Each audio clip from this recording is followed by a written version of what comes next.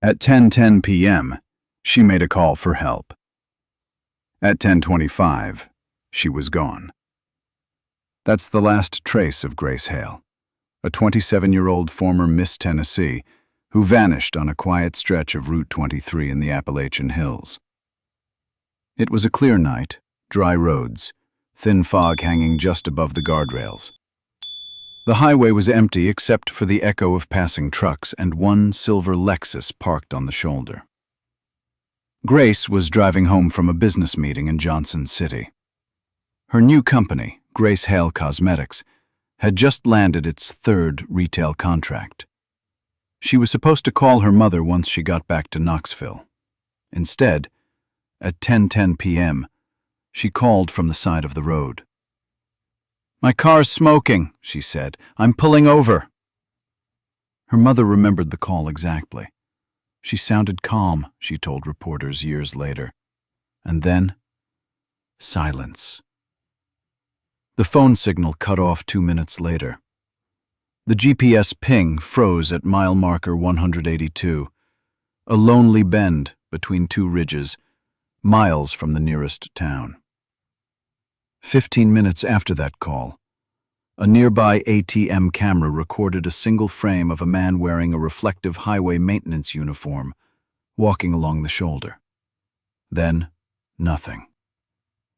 Between 10:10 and 10:25 p.m., Grace Hale disappeared. The next morning at 7:12 a.m., a truck driver spotted a silver Lexus pulled neatly to the side. Hazard lights off, hood closed, no movement inside. He called it in. When officers arrived, the car was locked. The windows were clear. The hood was still warm. Inside, everything looked perfectly in place. Her purse sat on the passenger seat. Her phone was in the console. Her keys were missing. Her high heels were tucked neatly under the driver's seat, as if she'd stepped out and planned to come right back. On the windshield, one faint handprint faced outward, smudged but visible when the morning sun hit the glass. Investigators photographed it, lifted partial prints, and found they didn't belong to Grace. The scene looked peaceful, almost staged. No skid marks, no broken glass, no sign of a struggle. Officers canvassed the area. No houses with... Back at the Hale residence, the phone kept ringing. Grace's mother called her daughter's number 17 times between midnight and 2 a.m. Each call went to voicemail until the box filled up. When police knocked on her door hours later, the first words she asked were, "Did you find the car or my daughter?" By sunrise, the case had already begun to twist into something colder. A beauty queen turned entrepreneur, a stalled car, a 15-minute gap, and a stranger in uniform walking through the dark. The car was towed for forensic analysis. The fingerprint from the windshield was partial, no database match. The phone logs ended with that final call. The GPS unit had shut down right after the engine stopped. Every clue led to the same stretch of asphalt, the same unanswered question. What happened between 10:10 and 10:25 p.m.? That question would haunt investigators for years. The roadside scene looked ordinary, almost too clean. But behind every clean scene is a story waiting to be told, and Route 23 was about to become one of Tennessee's quietest cold cases. She pulled over to call for help, and never got the chance to finish that call. To understand what was really lost that night, you have to know who Grace Hale was, the woman behind the headlines, the life that disappeared with her car's last heartbeat.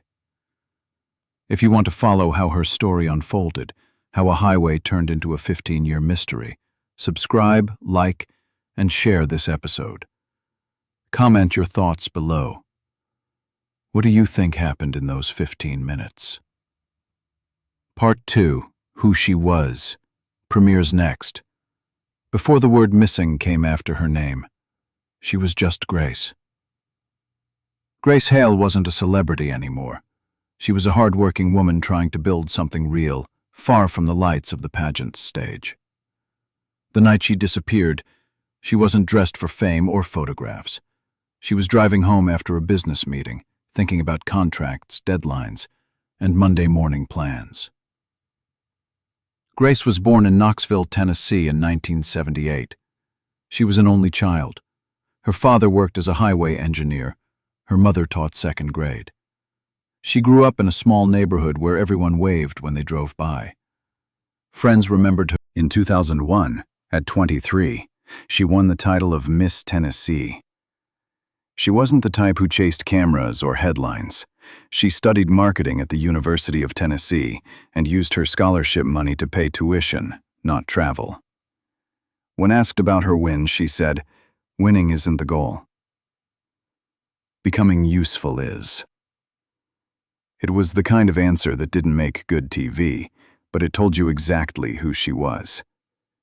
She spent 1 year in the pageant circuit, made public appearances, smiled for photos. And then she stepped out of the spotlight completely. She didn't want fame. She wanted direction. She didn't chase cameras, one friend said. She chased ideas. After graduating, she took an internship at a small cosmetics company in Knoxville. That's where everything began. She learned how ingredients worked, how packaging shaped trust, and how to market honesty. She started mixing formulas at her mother's kitchen table: lavender oils, sugar scrubs, handmade bars of soap. Her notebooks smelled faintly of coffee and perfume. She filled pages with ingredient ratios and sketches of logos. By 2004, she had saved enough to launch her own brand, Grace Hale Cosmetics. Her slogan was simple. Simple. Honest. Handmade. She started small: local fairs, craft markets, a few gift shops that agreed to carry her line on consignment. People liked her because she wasn't sleeping glamour. She was selling sincerity. Every product label carried her signature, written by hand. In 2005, her work began to pay off. She signed distribution deals with 3 Appalachian stores and was in talks for regional partnerships. On the night she vanished, she had just left a meeting with a new retail client in Johnson City. It was a turning point for her small business, a chance to expand beyond Tennessee.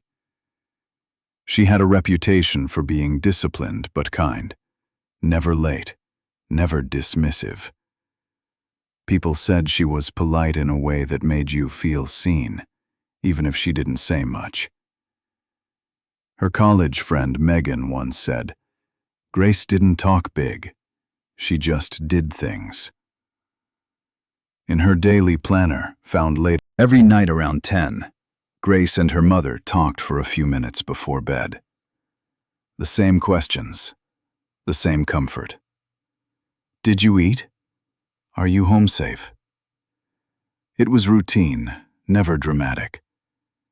That's why the 10:10 p.m. call on September 12, 2005, didn't worry her mother at first. She said her car was smoking. She sounded calm, her mother later said. I thought she'd call me back in 10 minutes. That call became their last conversation, the last ordinary moment before her name became a headline. In Knoxville, everyone knew her as the Miss who stayed humble. She didn't use her title to sell. She used it to connect. The local paper once ran a feature titled, "From Crown to Craft, the Beauty Queen Who Makes Soap." She smiled in the photo, sleeves rolled up, hands covered in cream. She wasn't the type to draw enemies. No bad business partners, no record of disputes, no debt. Her customers said she remembered every name, every face. Her email history showed no threats, no strange contacts. In August 2005, She was invited to speak at her alma mater about entrepreneurship. The students loved her because she talked about failure more than success. "You don't need a crown to matter," she told them. "You just need to start." Everything about her life in those months pointed to stability. Bank records were steady, rent was paid, orders were climbing. On the night of her disappearance, she sent one final email at 9:32 p.m. to her business partner. "See you Monday with the samples." That message was time-stamped less than 40 minutes before her final phone call. Police later reviewed her phone logs. No anonymous numbers, no recent arguments, no sign of distress. There was no reason for her to run, no reason to vanish. That's what made her case so haunting. Grace wasn't lost in chaos or crisis. She disappeared at the height of normalcy, when everything was finally going right. The last confirmed image of her came from a security camera at the Johnson City Fairground. The Lexus sat at mile marker 182, pulled perfectly to the side. The tires were straight. The parking brake was on. Headlights off. The hood still held faint heat when one officer touched it with a gloved hand. Inside, nothing looked disturbed. Grace's purse was on the passenger seat. Her phone was tucked in the console. Her wallet still had cash. But one small detail froze them. A pair of black heels, neatly placed under the steering wheel, as if she'd stepped out and planned to return. And then there was the mark. One blurred handprint pressed on the windshield, the fingers facing outward. They photographed it, dusted it, logged it, sealed it away. Officers extended the search in a 50-meter circle around the car. The gravel shoulder was firm. There were no drag marks, no tire grooves from another vehicle. Just one partial boot print, larger than Grace's shoe size, stamped near the rear bumper. The grass on the slope beside the road looked bent but not trampled. No sign of struggle, no broken twigs, nothing that said where she went. Her phone signal had stopped at 10:12 p.m. 2 minutes later, the nearest cell tower registered a full drop in connection. No further pings, no emergency call. Everything stopped at the same time. Her phone, her car, her trace.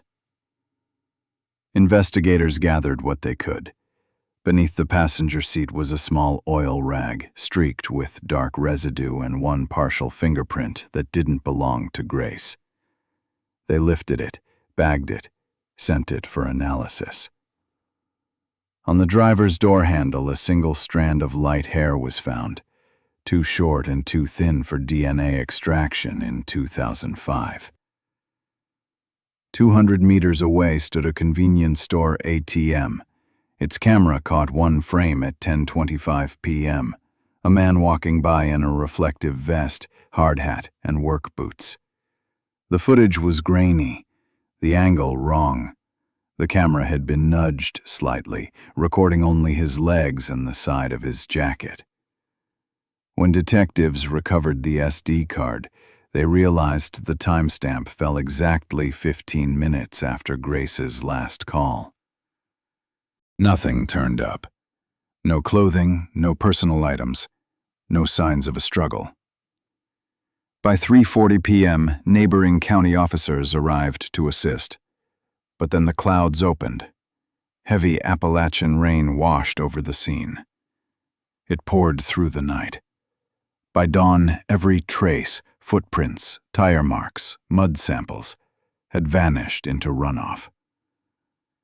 Whatever trace existed was gone by morning. The command team gathered for a briefing. Theories filled the room. One officer believed she had car trouble and accepted help from a stranger. Another insisted she might have walked away on her own.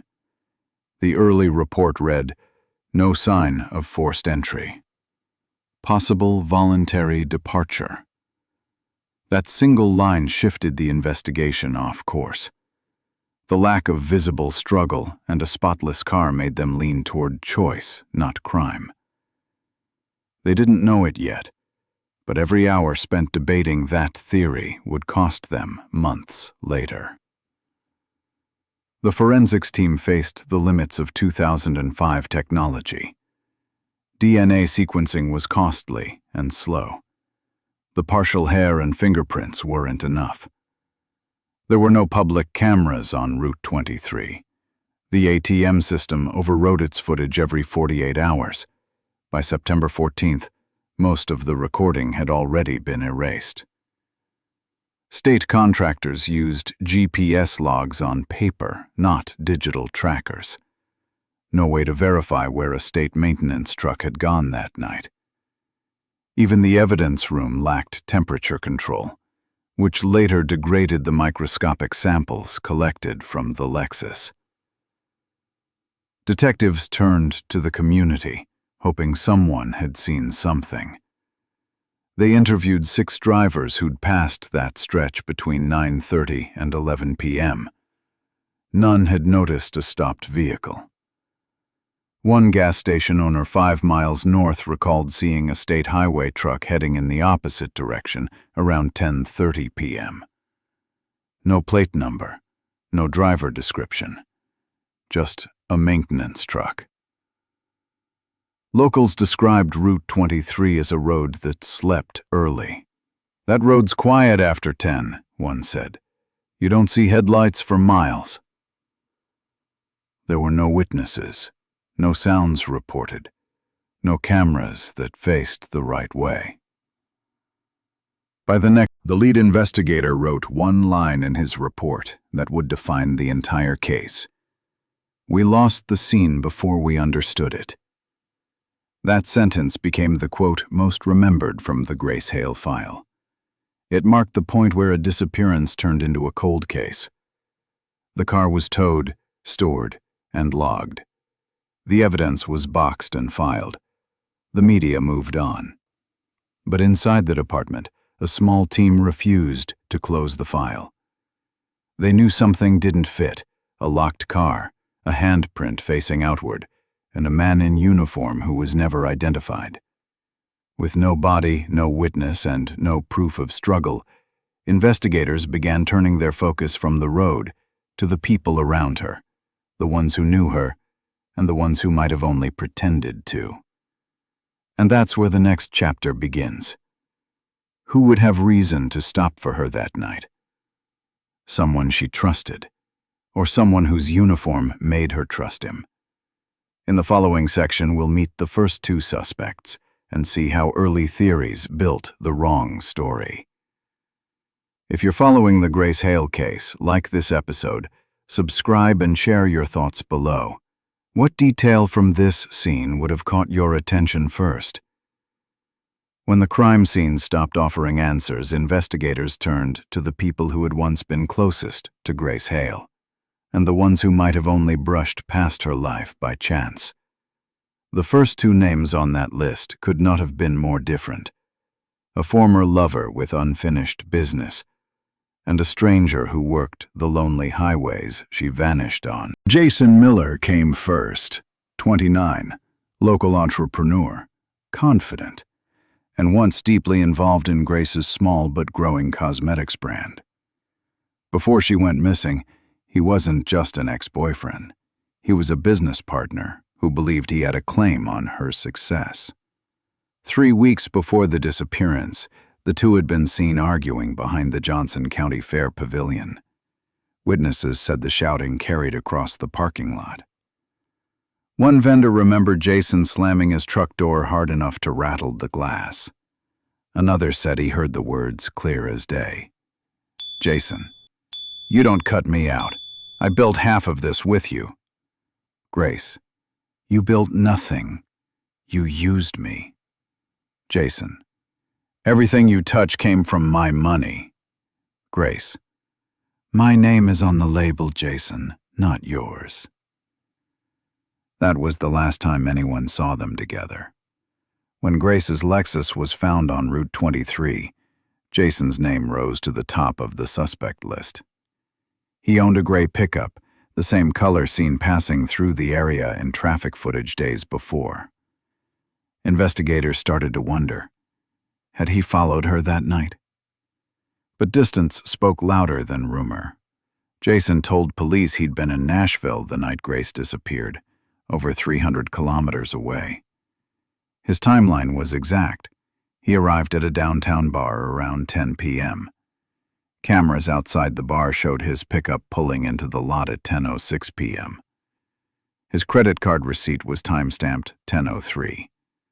Cell tower records showed his phone pinging inside Nashville from 9:52 p.m. to 11:17 p.m. There was a small gap earlier that evening, between 8:30 and 9:45 p.m., but that didn't place him anywhere near Route 23. Investigators noted, even if he'd left the bar immediately after arriving, it was mathematically impossible to reach the scene before midnight. Grace's phone had gone dark at 10:12. The alibi held. No fingerprints of his were found on the oil-stained cloth under Grace's passenger seat.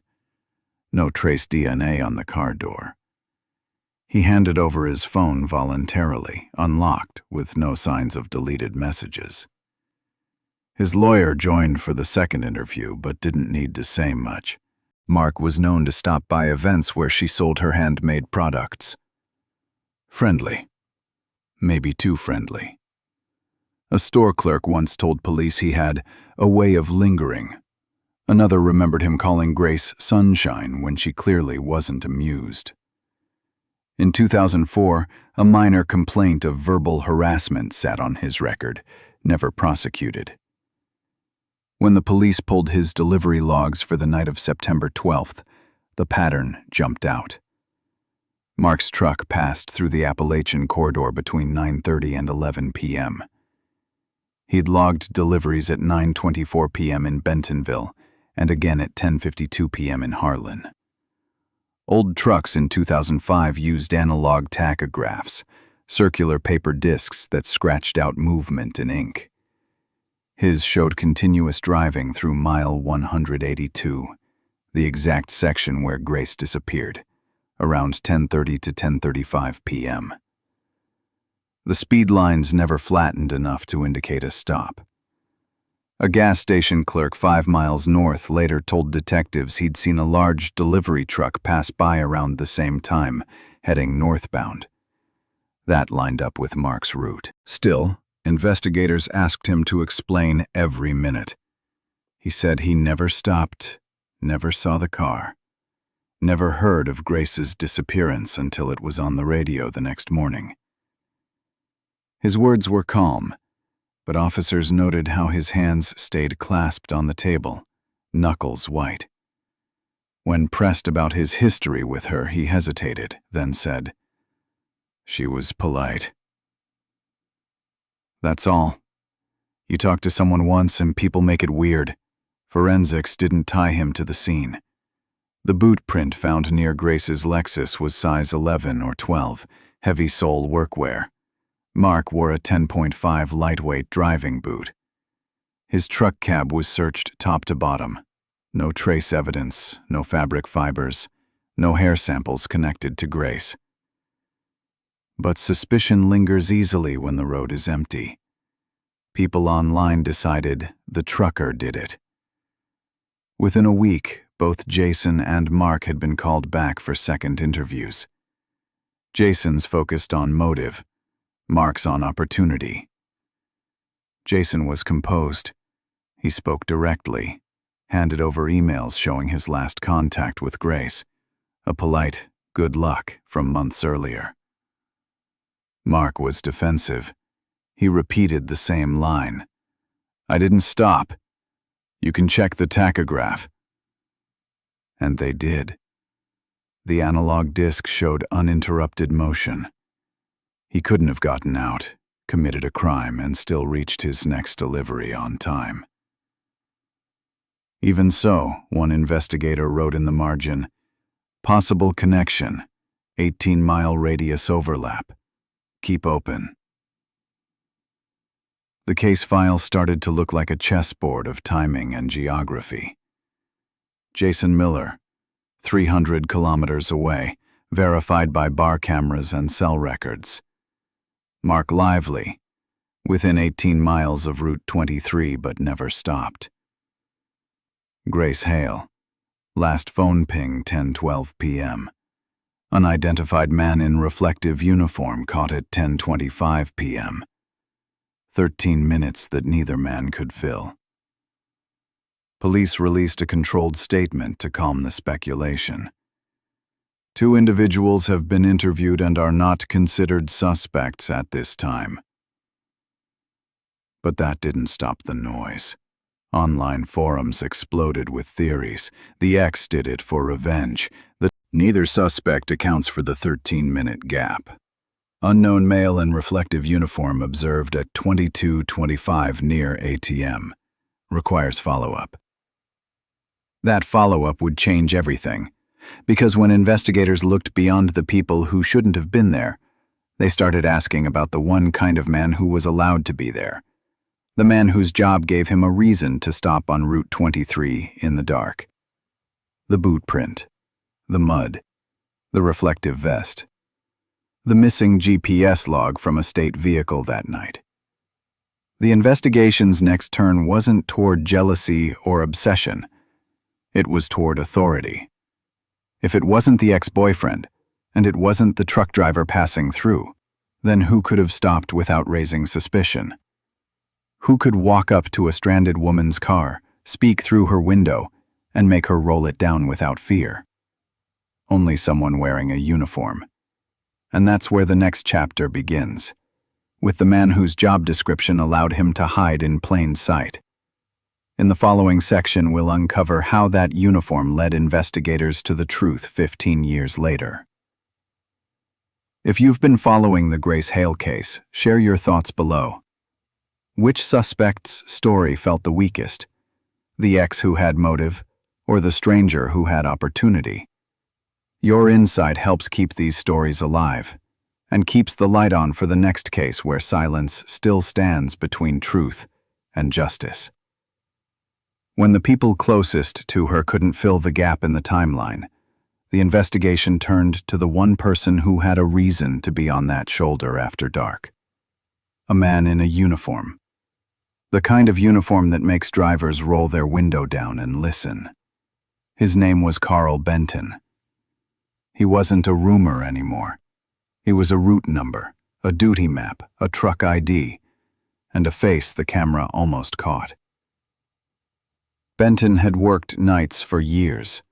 Route 23 was his lane, mile after mile, post after post. He lived 14 miles from the spot where Grace's Lexus went still. The paperwork said he inspected cones and culverts and kept the drainage clear. His boots were heavy and his schedule was simple. He clocked in, he drove the corridor, he clocked out. He knew where to park without being noticed.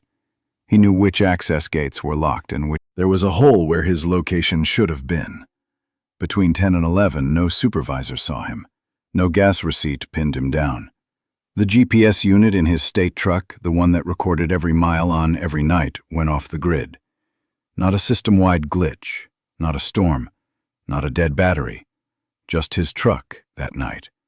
A blackout by a button. And then there were the small echoes between the car and the man. Big boot prints pressed into the soft dirt near the shoulder. The kind you wear when you climb in and out of a work truck. A smear of unfamiliar clay on the rear tire of Grace's Lexus that didn't match the shoulder soil but did look like the mix used at an equipment yard near a maintenance gate labeled 181B. A gate Benton would know because his route ran past it every week. The camera frame wasn't generous. It gave a torso, a hard hat, 2 bands of reflective tape. No face, no name tag, no badge. But it gave a time, 10:25, and a direction, toward mile 182. It gave the shape of a man who belonged there after midnight, in a way no ex-boyfriend or passing trucker did. It gave public imagination a hook, and it gave detectives a headache. They brought him in. He kept his answers short. He said he was just checking drainage near 182.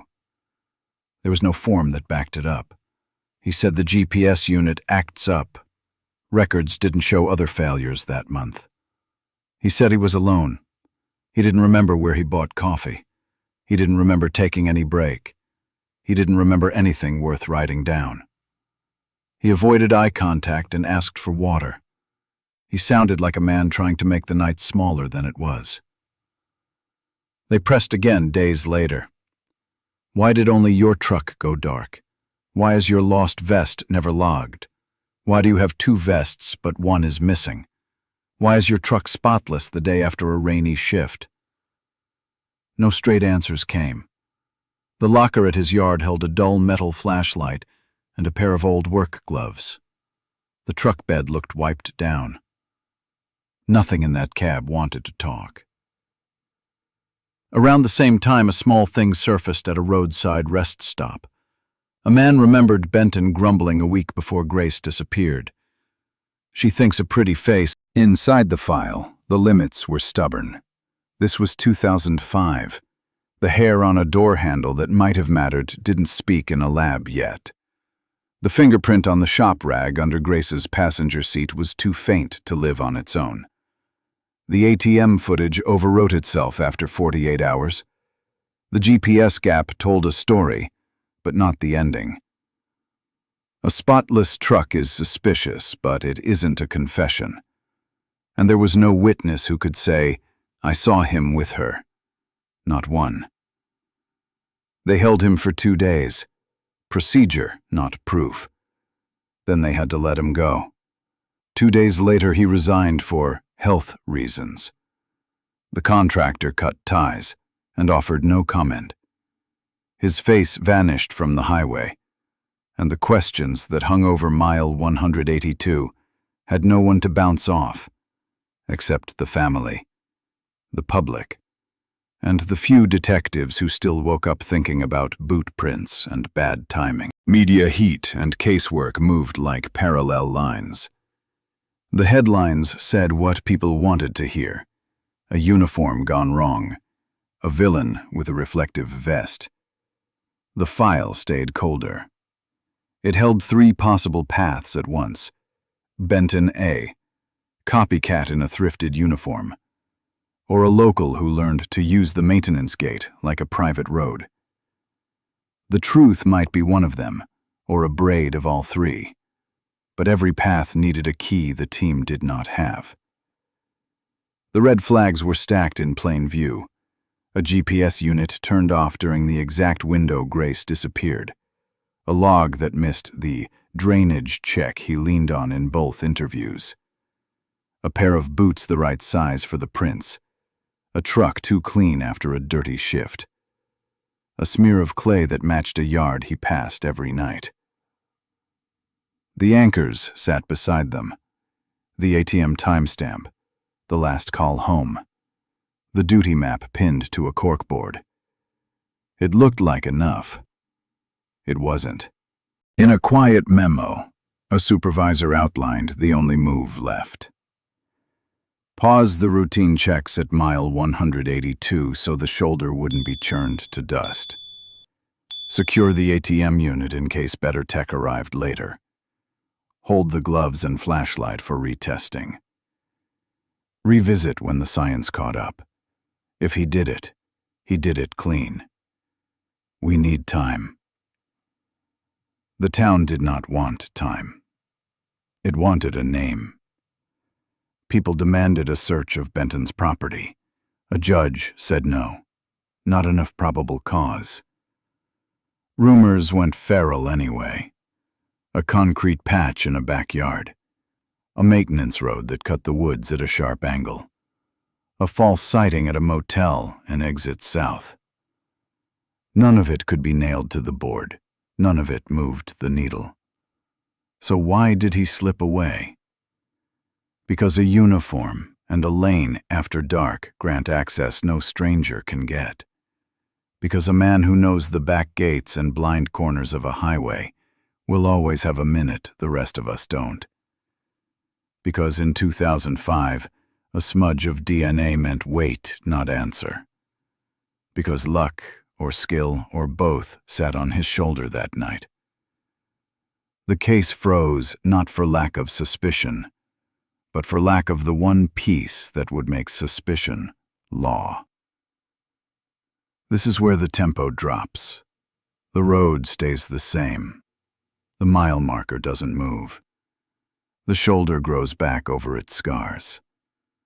Families keep sitting by phones they know won't ring. Detectives tuck a thin folder into a thicker box. The uniform leaves the screen. The story doesn't. What remained were the stubborn pieces that wouldn't rot. A frame of a man in reflective stripes at 10:25 p.m. A duty map that placed a truck where a phone went silent. The memory of a work boot stamped in wet earth. A line of clay on a tire that never belonged there. They were not enough to arrest. They were enough to wait. As we move forward, years will pass without headlines, and the people who care will learn the rhythm of silence. The file will come out on anniversaries. The family will light candles. A new team will take a look and the road didn't change, but the questions never left. For 15 years, Route 23 carried traffic and silence in equal measure. Drivers passed the same mile marker where a beauty queen vanished, some slowing down, some pretending not to look. But for her family, the silence became a ritual. Every Sunday, Grace's mother called her number. The voicemail still played her daughter's voice, bright and steady. Every September, they held a vigil at the entrance of the highway. Candles lined up along a guardrail. Names whispered into the dark. That small light was all they had left to hold against the years. By 2007, the headlines stopped coming. News crews moved on to fresher tragedies. The last image that ever ran on TV was still that blurry ATM frame, a man in a reflective jacket walking away from the camera. For the world, that was where the story ended. Online, it lived longer. In 2009, a Facebook group called Where is Grace began to grow. Thousands joined. Truckers, local moms, amateur sleuths. They traded theories, mapped timelines, posted dashcam clips. At the top of the group, the admin pinned 3 times. 10:10, the call to her mother. 10:12, the phone cut off. 10:25, the man in the uniform. Everything else was noise. Then came 2010. The man everyone suspected, Carl Benton, was arrested for attacking a woman in another county. Same state truck, same night route. He went to prison for 8 years. The prosecution noted a pattern of predation tied to late-night patrols.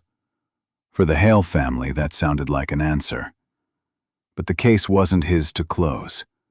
Grace's file stayed locked. No warrant, no new evidence. Benton died in 2016 from a stroke, and whatever truth he carried went with him. Still, the evidence in storage didn't disappear. The gloves, the flashlight, the oil rag under her passenger seat. All boxed, labeled, sealed. The ATM's original hard drive was cloned and archived. The duty map showing Gate 181B still had a note in the margin. Retest when technology. Late in 2019, that same property was scheduled for demolition and resale. County crews came to clear it. The students petitioned to have someone document the ground before it was flattened. It was the first official motion on Grace's case in nearly a decade. In the spring of 2020, an excavator hit something hard, a slab of concrete thicker than the rest of the foundation.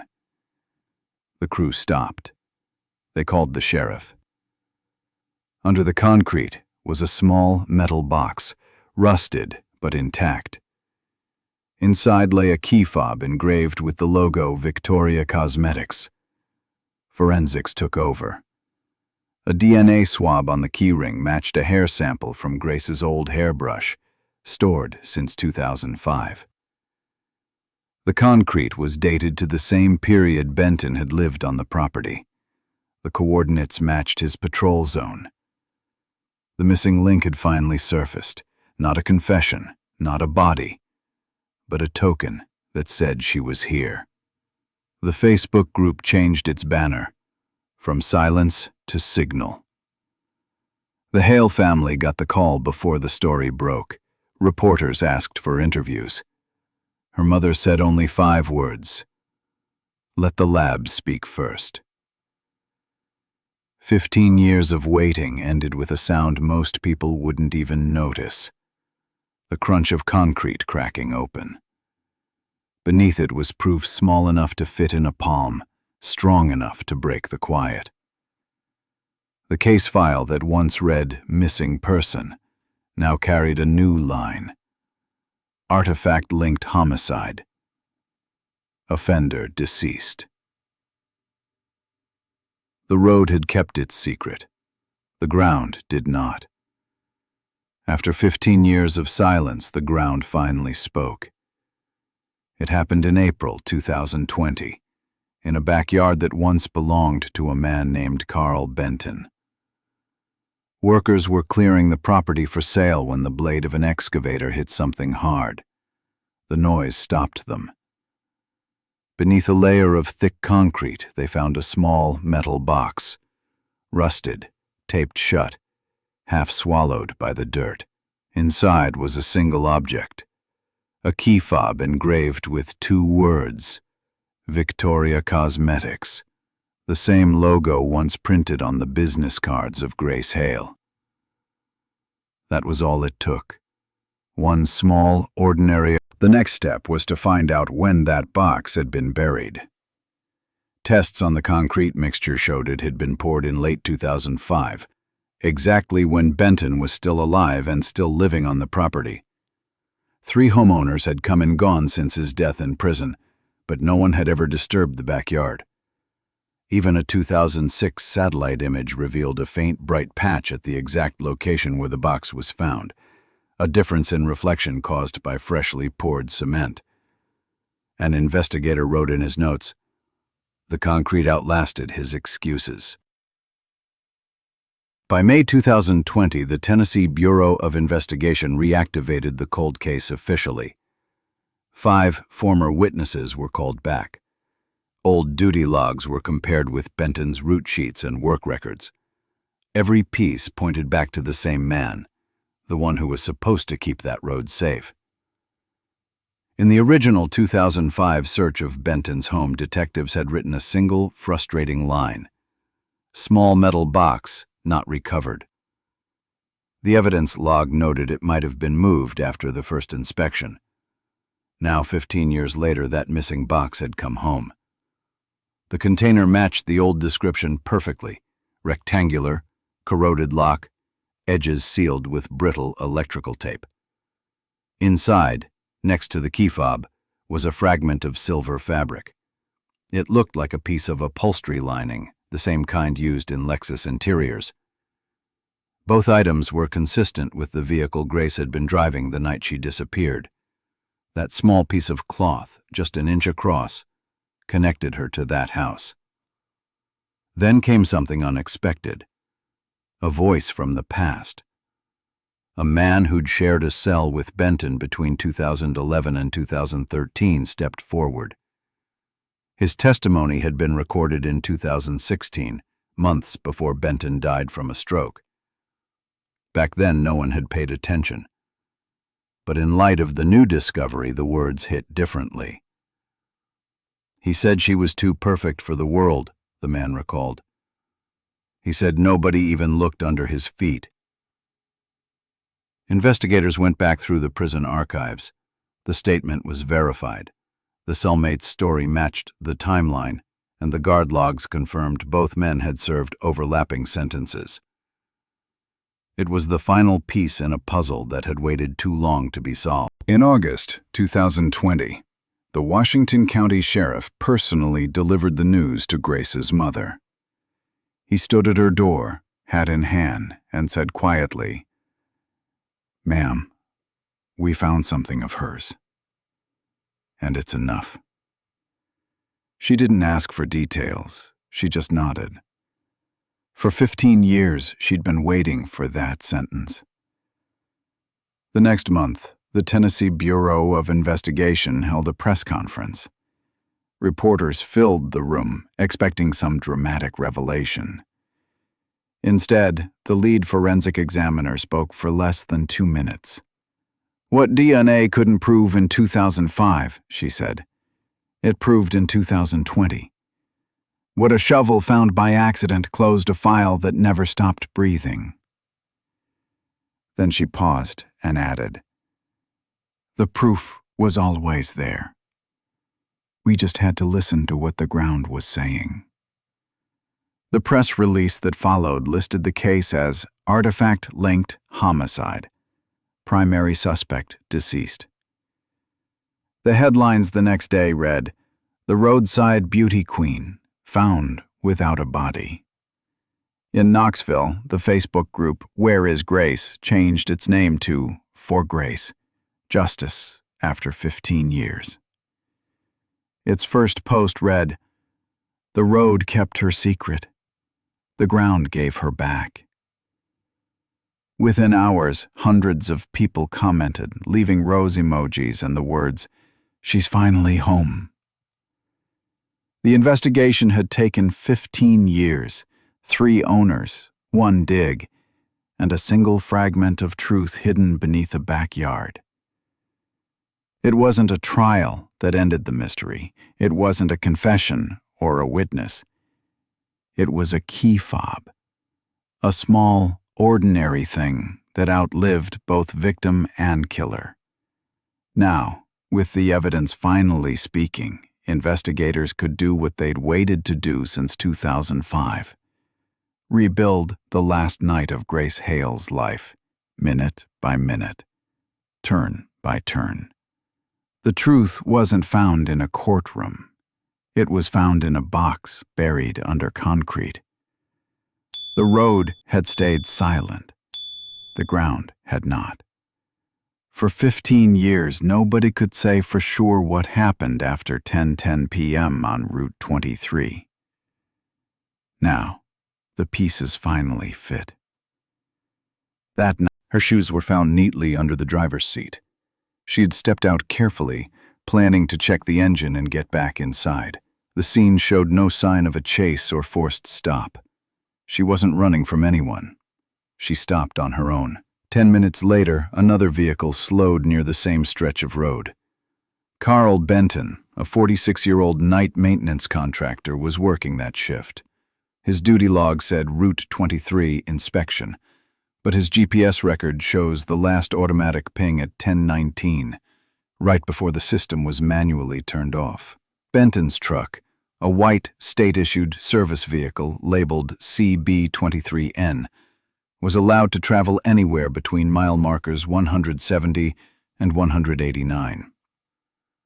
The ATM frame at 10:25 showed a man in a reflective jacket, a white hard hat, and holding a flashlight baton. The logo pattern matched Benton's uniform. He had every right to stop. On paper, it looked like he was there to help. For Grace, seeing a state worker pull over probably felt like relief, not danger. From there, everything becomes clear through the evidence Benton left behind. His boot prints, size 11 to 12, matched impressions in the dirt near the front passenger side of Grace's Lexus. The driver's door was slightly ajar.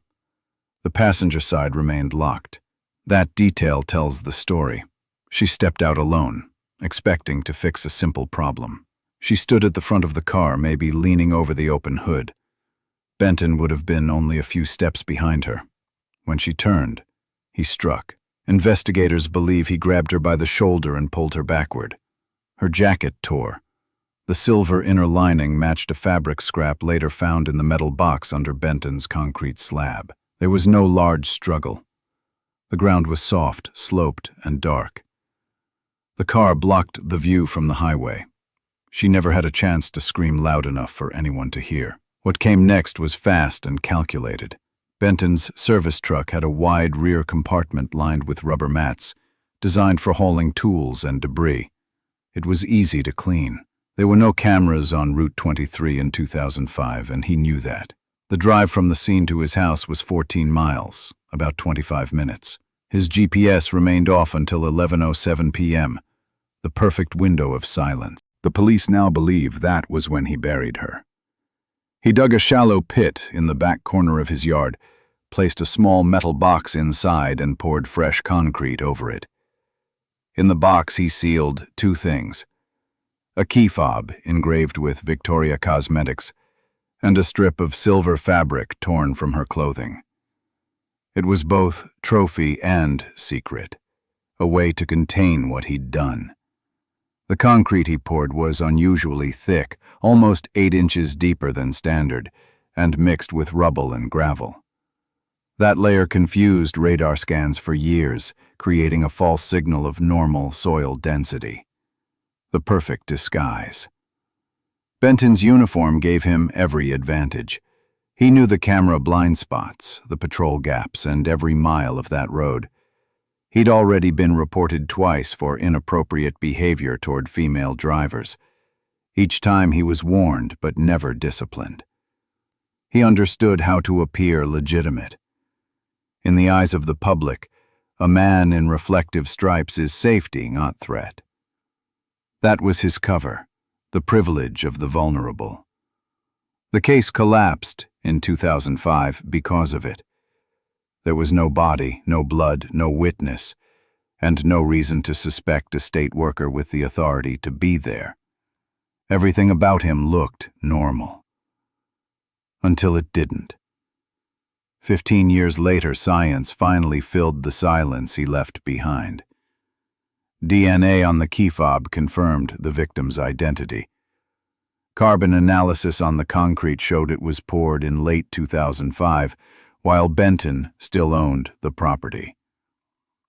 A former cellmate's statement, recorded in 2016 before Benton's death, completed the circle.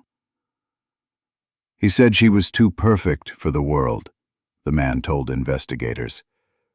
Said nobody ever looked under his feet. 3 facts aligned: the victim, the location, and the perpetrator. The conclusion was final. She didn't vanish, one investigator said. She was hidden too well for too long. Because Benton died in 2016, there would be no trial, no defense, no sentence to serve. The district attorney classified the case as artifact-linked homicide, a killing proven entirely through physical evidence. On September 9, 2015, years of silence ended not with a confession, but with a box pulled from the dirt. A keychain, a piece of fabric, a line of data that never stopped pointing to the same man. Justice didn't come from a courtroom or a witness stand. It came from patience, from science, and from the kind of silence that refuses to die. The last drive of Grace Hale finally had an ending, and with it, the story of Route 23 was no longer a mystery. It was a record of what happens when the wrong man wears the right uniform. A record of how truth waits, even underground. The case of Grace Hale officially closed on September 9, 2020. The file read, "Solved. Offender deceased." Investigators listed 3 pillars of proof. The DNA on her key fob matched her hair sample. The concrete in Benton's yard was poured in late 2005 while he lived there. and a cellmate confirmed his words. She was too perfect for the world. The sheriff's office released a public case brief, names redacted, evidence intact. They promised to keep the tip line open for similar disappearances between 2003 and 2007 along Route 23. 15 years late, but finally, proof replaced rumor. The police issued a public apology. They admitted what most families already know. Justice moves slower than grief. They apologized to the Hale family for the years of silence and for letting a uniform protect a predator. They apologized to the community for every false headline and empty press conference. The department set up a legal fund for anyone whose name had been dragged into speculation during those early weeks. Local papers printed something rare: exoneration. Jason Miller, Grace's ex-boyfriend, and Mark Lively, the delivery driver once suspected, were publicly cleared. Their names appeared under a bold header: cleared by evidence. Old articles were updated. Clickbait titles were replaced by timelines and data. For once, correction felt like part of justice. That same month, policy followed evidence. By 2021, all highway contractors working night shifts were required to check in every 15 minutes through GPS logs. Footage from roadside cameras had to be uploaded within 24 hours. Witness interviews had to be recorded before 2 hours passed. The state added a training module called The Illusion of Authority. It teaches that a badge or a vest doesn't prove innocence. Only accountability does. The case itself became public record. An online portal, the Route 23 Reader, let people explore verified files, a minute-by-minute timeline, forensic photos, cropped ATM stills, and redacted DNA charts. For researchers, a data pack contained every released exhibit, clean, factual, and fully sourced. Anyone making a documentary could apply for permission to use the material, as long as they respected the image rights of the victim. When reporters asked how the Hale family felt, they answered simply, "We wanted what's provable."